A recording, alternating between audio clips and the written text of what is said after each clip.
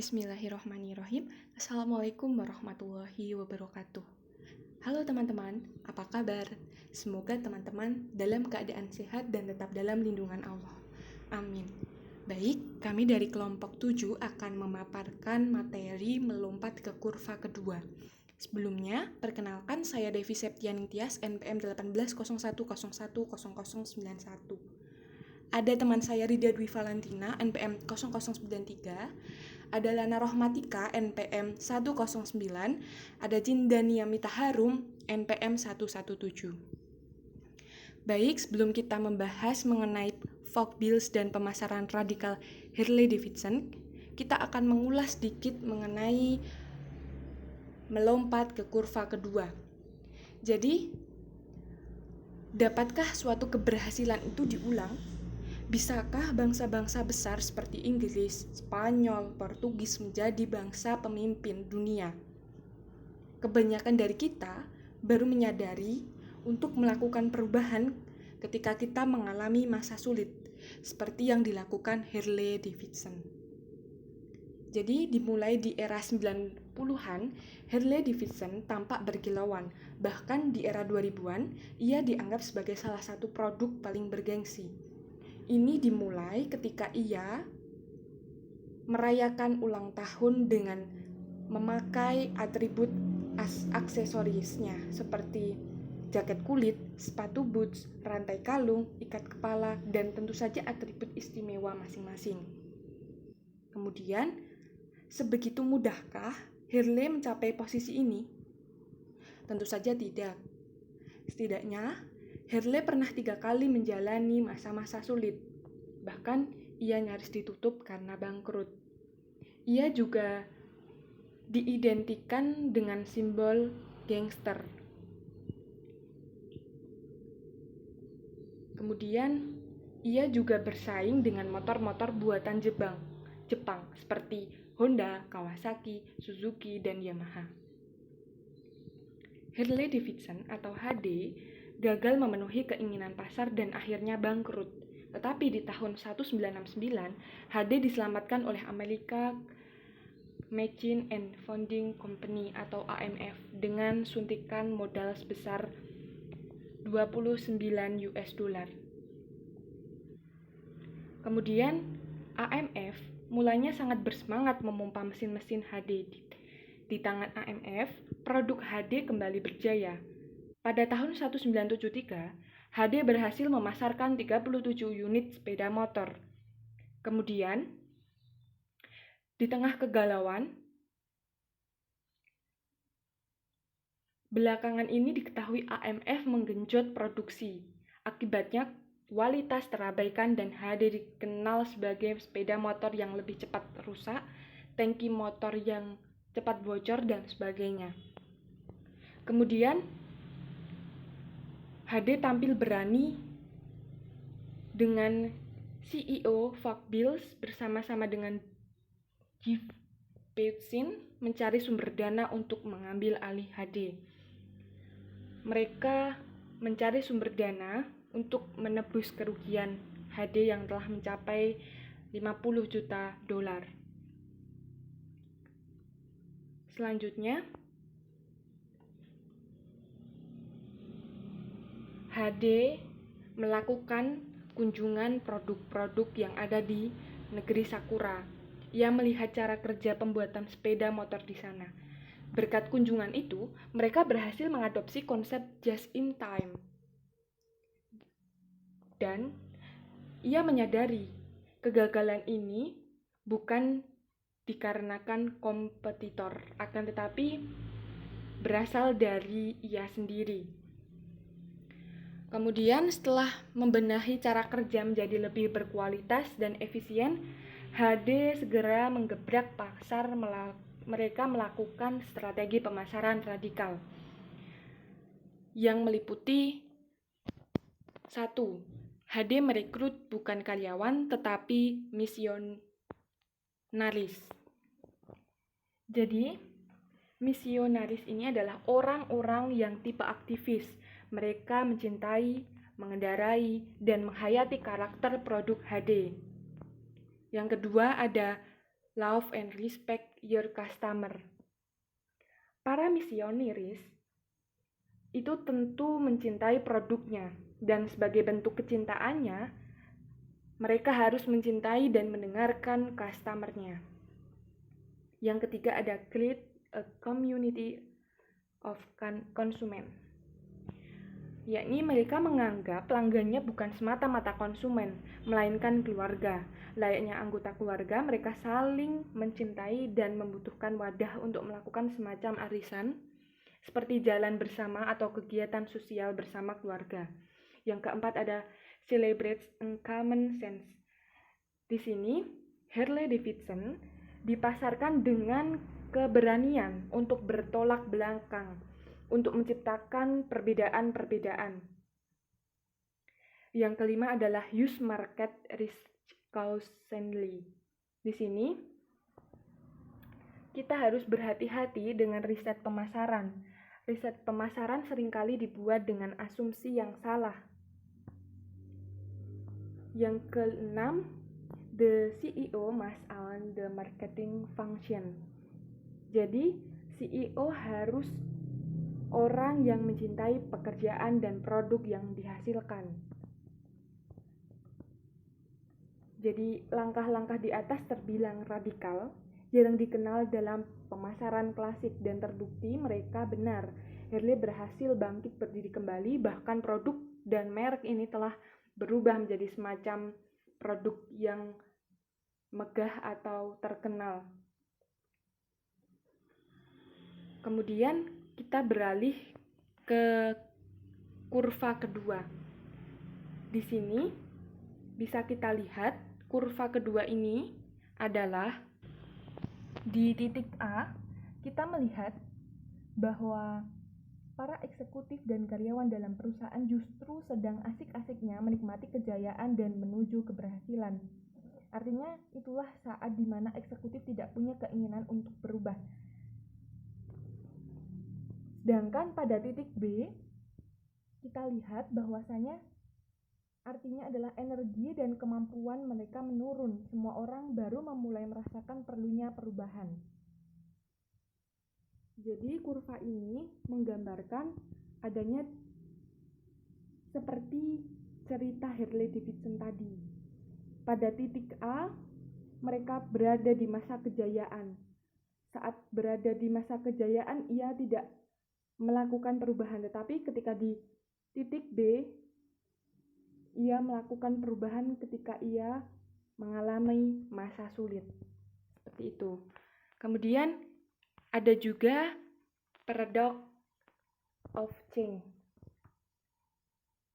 Nah, apa itu paradox of change?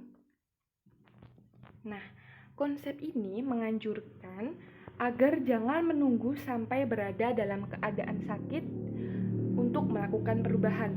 Seperti gambar yang ada di slide ini, seseorang yang membenarkan mobilnya dan teknisinya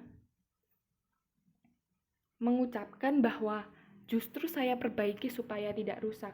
Seharusnya sebelum mobil ini rusak, kita juga harus melakukan perubahan dengan cara servis mobil secara rutin agar tidak terjadi kerusakan, seperti itu.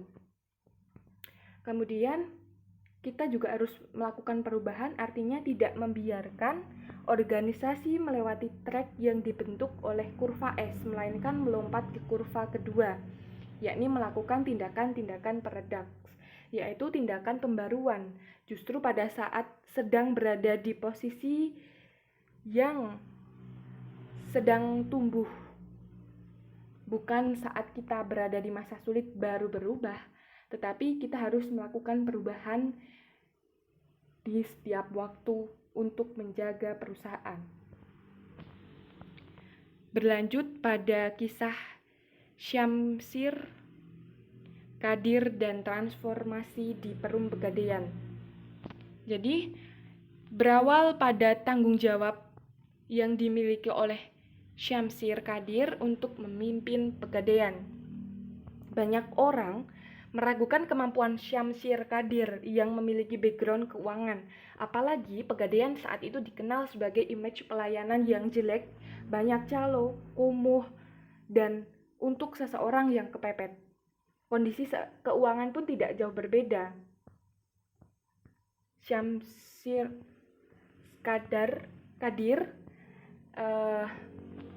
menghadapi masalah-masalah yang sangat besar ketika ia menjadi seorang pemimpin di sini. Ia harus melihat kultur yang dicap image yang jelek. Ia harus melakukan perubahan agar Pegadaian dikenal sebagai sebuah yang bagus. Kemudian di sini Syamsir Kadir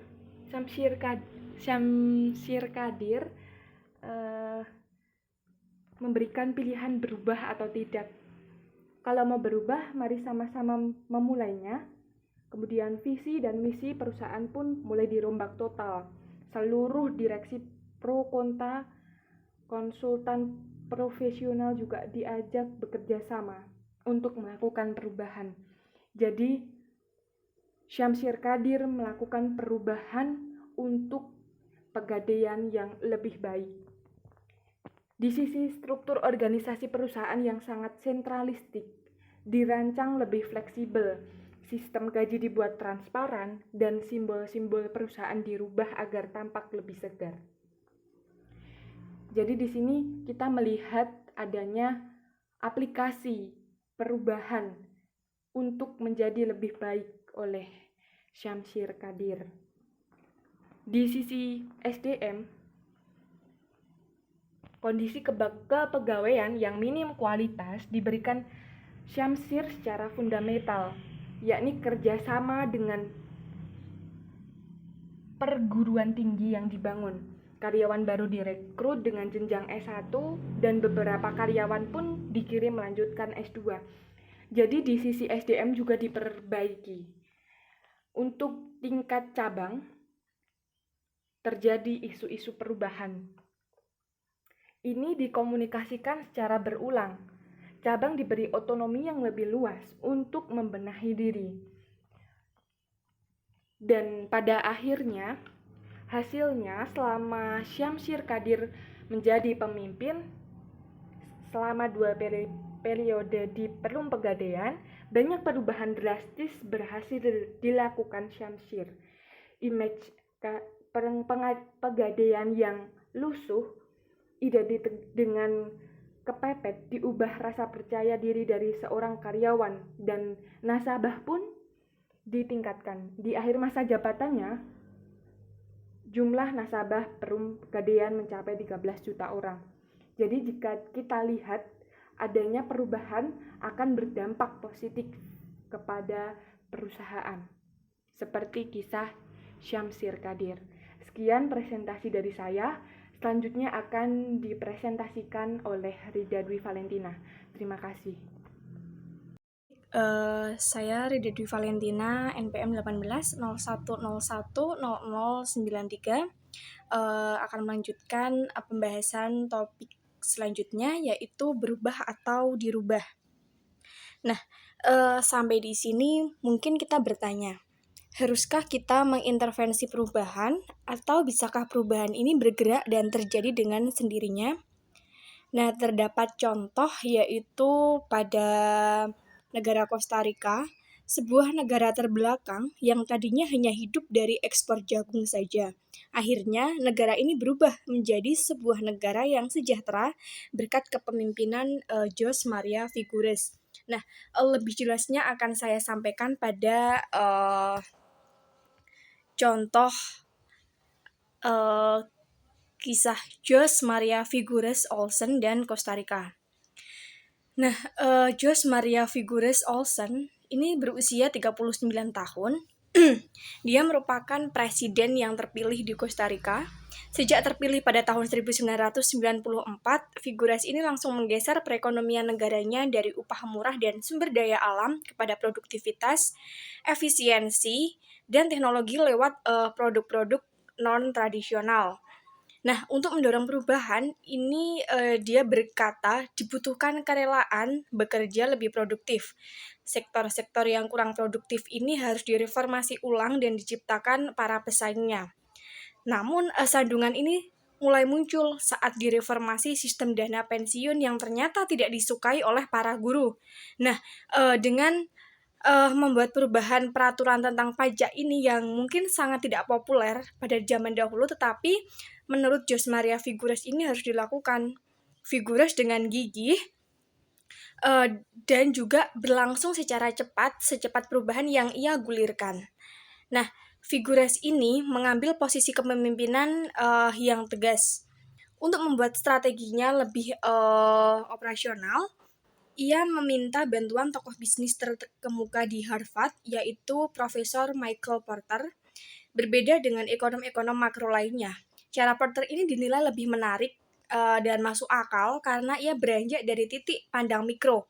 Porter segera menjembatani kebijakan-kebijakan makro dengan langkah-langkah yang konkret untuk membuat CR atau Costa Rica menjadi klaster yang kompetitif.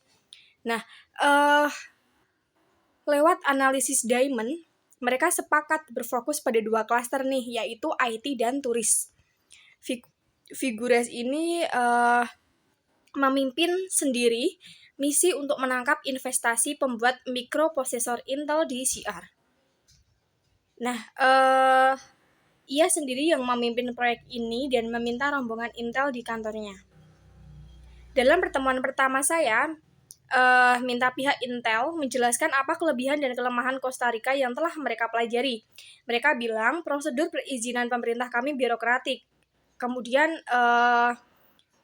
Jose Maria ini menjawab, meski begitu kita bebas korupsi. Mereka juga bilang negara kami sangat kecil.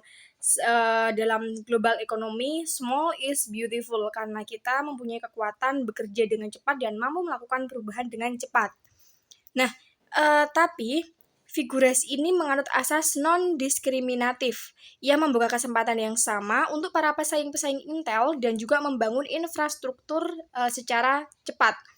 Intel akhirnya menanamkan investasinya di CR. Sekarang, Costa Rica ini telah berubah menjadi negara yang maju. CR ini memiliki sebutan Switzerland of Latin American. Selain Intel, Motorola, dan investor-investor besar lainnya ini juga mengikuti jejak Intel di CR. CR sekarang telah menjadi eksportir alat-alat kesehatan dan mikroprosesor yang penting di dunia. Sebuah perubahan telah terjadi dipicu oleh kepemimpinan yang tidak populis, strategi yang visioner, dan objektif secara jelas.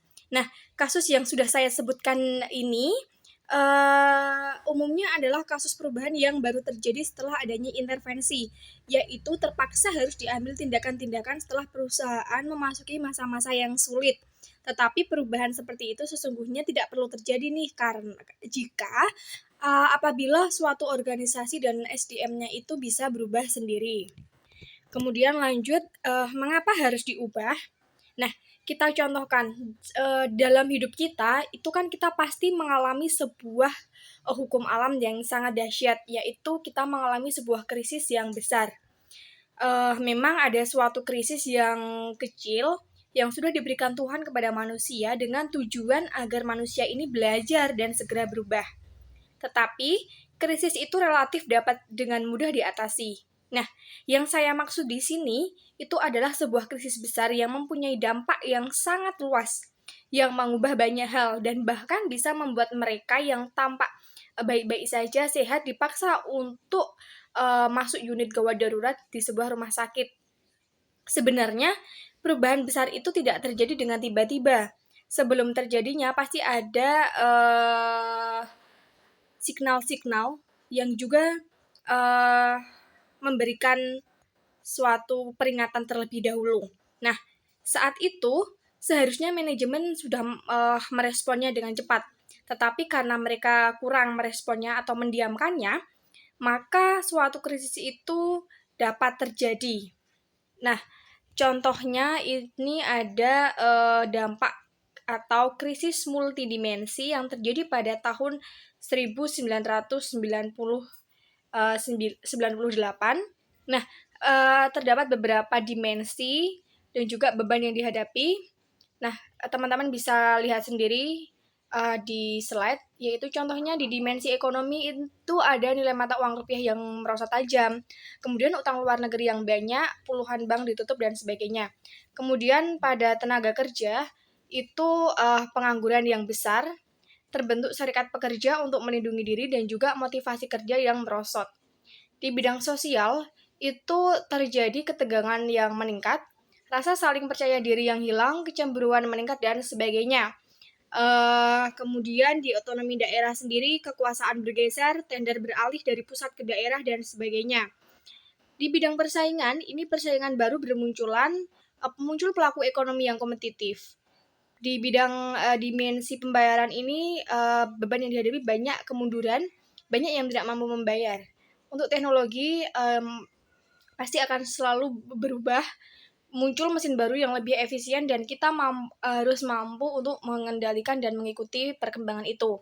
Nah, kemudian perubahan yang maha dahsyat ini mampu memporak-porandakan perusahaan yang tidak mempunyai struktur yang hebat. Nah, mengapa mereka tidak mempunyai atau membangun kekuatan itu? Kita bertanya-tanya. Nah, ada 5 pokok atau 5 poin yang akan kita kupas. Yang pertama adalah salah angkat direksi dan komisaris. Kebanyakan perusahaan kita itu terbagi dalam 2 kategori, yaitu perusahaan keluarga dan juga BUMN atau badan usaha milik negara. Bagi perusahaan keluarga, kebiasaan-kebiasaan mengangkat pemimpin dari kalangan internal ini mengakibatkan terbatasnya proses seleksi, karena hanya mempunyai resource yang sangat terbatas. Selain itu, pengambilan keputusan yang bersifat emosional sangat mewarnai perusahaan. Hubungan direksi komisaris sebagai hubungan ayah, anak, atau kakak adik, suami istri itu mengurangi makna pengawasan. Nah, jika dilihat di BUMN sendiri, itu sudah sering ditemui pengangkatan orang-orang yang kurang capable karena tidak diambil dari resource yang benar, capable, dan juga terbuka. Eksekutif-eksekutif yang menguasai bidangnya secara spesifik, misalnya farmasi, teknik transportasi, atau keuangan saja, mereka belum memiliki kecakapan mengelola perusahaan yang besar. Sehingga ini bersifat fatal bagi perusahaan. Kemudian yang poin kedua adalah tidak boleh memberhentikan karyawan. Yang tidak boleh dilakukan adalah memberhentikan karyawan yang produktif dan loyal. Banyak perusahaan, para eksekutif tampak enggan memberhentikan, memindahkan, atau mengurus karyawan, khususnya mereka yang bermasalah. Nah, mitos bahwa karyawan tidak boleh diberhentikan itu dapat mengakibatkan perusahaan menjadi tidak produktif dan rusak. Yang ketiga, hanya bekerja. Budaya kerja sebagai hanya bekerja mengakibatkan manusia-manusia ini tidak belajar. Pada saat mereka memimpin, mereka pun hanya bekerja, bukan berkreasi atau merespon perubahan. Akibatnya, mereka menjadi tidak visioner, tidak mampu melihat ke depan. Di sebuah perusahaan atau badan usaha harus ada orang yang memimpin dan yang dipimpin. Semua orang harus mempunyai kontribusi positif dan berkembang dalam membesarkan suatu perusahaan. Yang keempat, terlalu banyak kontrol. Kontrol tak boleh melebihi jam kerja yang dapat diberikan seorang eksekutif di Indonesia. Sebuah badan usaha dikendalikan oleh banyak alat kontrol yang menyita banyak waktu seorang eksekutif, mulai dari kantor akuntan, internasional, BPK, dan sebagainya. Nah, kontrol yang berlebihan dapat membuat eksekutif ini keletihan dan juga sulit mengambil suatu keputusan yang baik bagi perusahaan. Yang terakhir atau yang kelima adalah terlalu banyak perlindungan. Orang-orang yang memiliki terlalu banyak benteng perlindungan tidak merasa perlu keluar dari bentengnya dan mengendus suatu pasar. Akibatnya mereka tidak merespon perubahan secara cepat. Nah, ketika suatu perusahaan suatu yang baru bermunculan, seorang eksekutif harus merespon. Kalau orang-orang yang tidak bekerja tidak merespon, maka lambat laun organisasi perusahaan itu akan terasing dan juga hidup di luar habitatnya yang seharusnya ditinggali. Berikut adalah sebuah kasus yang dihadapi oleh PT Indofarma. Nah, PT Indofarma pasti umum atau sudah didengar oleh teman-teman semua. PT Indofarma ini didirikan pada tanggal 26 Januari 96 dan bergerak dalam pembuatan obat-obatan dan bahan-bahan pembuatan obat. PT Indofarma sampai dengan tahun 2000 proses evolusi yang lamban tidak menimbulkan masalah. Namun, perubahan mendasar ini mulai terjadi pada tahun 2001 setelah perusahaan mendapatkan izin go public, tetapi dengan menjual saham-saham pada Bursa Efek Jakarta dan Bursa Efek Surabaya. Tetapi secara bersamaan muncul UU tentang ekonomi daerah yang berdampak pada pembelian obat yang tadinya secara massal dapat dibeli, tetapi sekarang itu dapat langsung dipesan oleh pemerintah daerah yang awalnya hanya ada di pusat. Nah, PT Indofarma ini harus membuka cabang baru pada daerah, namun terjadi gangguan produksi. Hal-hal yang terjadi pada PT Indofarma ini adalah yang pertama, harga jual yang diterima di bawah total biaya per unit. Yang kedua, laporan akuntansi perusahaan tidak dapat mendeteksi kerugian sejak dini. Mengambil langkah yang kurang tepat, pencatatan yang kurang tepat. Nah, mengapa direksi ini tidak bisa dengan cepat mendeteksi kerugian dan meresponnya? Nah, hal ini tentu menjadi beban manajemen baru untuk memperbaikinya. Nah, maka dibutuhkan cara pengelolaan yang berbeda daripada tahun sebelumnya. Pada tahun 2004, Indofarma mutlak membutuhkan strategi baru untuk memutar haluan, mengubah cara-cara dan kebiasaan lama dalam berbisnis secara konvensional, boros, dan kurang perhatian. Sekiranya itu yang dapat saya sampaikan. Terima kasih. Saya Lana Rohmatika, NPM 0109, akan melanjutkan presentasi dari presenter sebelumnya. Materi yang selanjutnya yaitu perusahaan yang maha dahsyat itu tentu bisa memporak-porandakan perusahaan-perusahaan yang tidak mempunyai struktur yang hebat. Mengapa perusahaan-perusahaan tidak mempunyai struktur yang hebat? Yang pertama itu salah angkat direksi atau komisi. Kebanyakan perusahaan terbagi dalam dua kategori. Yang pertama itu perusahaan keluarga, yang kedua yaitu perusahaan BUMN. Yang pertama itu perusahaan keluarga. Biasanya di dalam perusahaan keluarga ini adanya keterbatasan proses seleksi karena hanya mempunyai resource yang terbatas. Karena kebanyakan di dalam perusahaan keluarga tersebut, direksi atau komisi itu sendiri dari keluarga internal saja. Yang kedua itu perusahaan BUMN. Di dalam perusahaan BUMN ini kebanyakan orang-orang yang kurang capable karena tidak diambil dari resource yang benar, capable dan terbuka. Biasanya orang-orang tersebut itu hanya menguasai di bidangnya saja dan tidak bisa mengelola perusahaan besar dengan semestinya. Yang kedua yaitu tidak boleh memberhentikan karyawan. Alasan tidak boleh memberhentikan karyawan itu dapat mengakibatkan perusahaan menjadi tidak produktif dan rusak, dan juga dapat mengurangi loyalitas karyawan terhadap perusahaan tersebut. Yang ketiga yaitu hanya bekerja. Di dalam hanya bekerja ini, semua orang harus punya kontribusi positif dan berkembang membesarkan perusahaannya. Yang keempat yaitu terlalu banyak kontrol. Kontrol tidak boleh melebihi jam kerja yang dapat memberikan seorang eksekutif, karena kontrol yang berlebihan dapat membuat eksekutif atau orang-orang dalam perusahaan tersebut merasa letih dan sulit untuk mengambil keputusan. Yang terakhir yaitu tidak banyak perlindungan. Orang-orang yang memiliki terlalu banyak benteng perlindungan tidak merasa perlu keluar dari bentengnya dan mengendus pasarnya.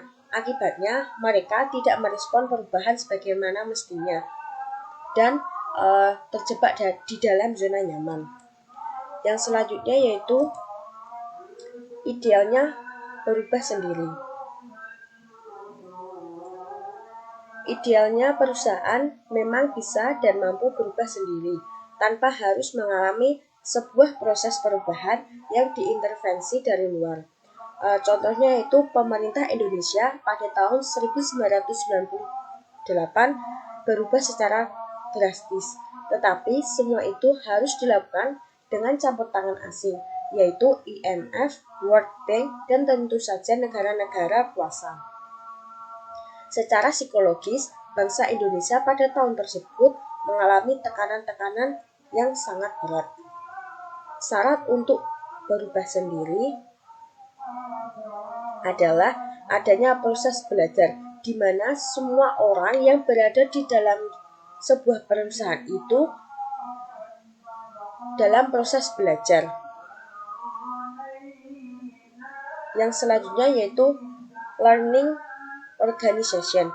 Inti dari organisasi belajar atau learning organization adalah yang pertama, tersedianya informasi yang accessible dan selalu diperkaya melalui proses interaktif yang sehat. Manusia-manusia dalam organisasi harus selalu berada dekat dengan informasi, melihat fakta-fakta baru, dan bertentangan untuk menciptakan hal baru. Yang selanjutnya yaitu 9 langkah mengembangkan perusahaan menurut ilmuwan. Kasus pada PT Sido muncul. Yang pertama yaitu langkah pertama mengembangkan produk. Pengembangan produk dilakukan sedekat mungkin dengan perubahan pelanggan. Contohnya yaitu melihat keluhan-keluhan pelanggan. Yang kedua yaitu mengendus pasar. Mengendus pasar dengan intuisi yang dibangun karena berada sedekat mungkin dengan pelanggan atau lebih mendekat dengan pelanggan. Yang ketiga yaitu membangun hubungan dengan hati, bukan semata-mata dengan akal. Dalam beribadah harus berprinsip dengan hati, bukan riba dengan akal.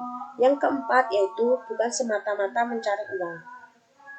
Perusahaan harus membangun masyarakat, bukan semata-mata menjadi binatang ekonomi. Yang kelima yaitu komunikasi. Komunikasi ditujukan untuk membangun kepercayaan sebuah pelanggan. Caranya dengan mengkomunikasikan bahwa yang pertama itu misalnya pabriknya bersih, sudah memiliki izin edar atau BPOM atau didukung oleh laboratorium pengujian. Yang keenam yaitu bekerja dengan cepat. Baginya waktu memang tak bisa dibeli, tetapi kecepatan itu bisa diciptakan. Cepat dalam mengambil keputusan, meluncurkan produk, dan menariknya kembali bila diperlukan. Yang ketujuh yaitu mengaitkan produk dengan pariwisata. Karena pariwisata itu mendukung penuh produk-produk tersebut. Yang kedelapan yaitu membangun intuisi. Misalnya pada kasus Sido muncul ini, intuisinya yaitu dunia farmasi memerlukan pabrik obat, tukang obat, dan pengobatan, jadi saling ketergantungan. Yang terakhir yaitu terus-menerus memperbaiki mutu. Contohnya yaitu mutu SDM. SDM yang bagus, jujur, pintar, dan loyal dapat membantu mendeteksi peluang dan ancaman-ancaman dari pelanggan atau pedagang lainnya. Yang selanjutnya akan dilanjutkan oleh presenter berikutnya. Izin Dania Bita Harum, NPM 1801011007 akan melanjutkan dari Mbak Lana. Selanjutnya yaitu tahapan organisasi. Yang pertama itu seleksi SDM ketat, yaitu SDM diseleksi melalui proses yang sangat ketat. Yang kedua dipimpin oleh entrepreneurial.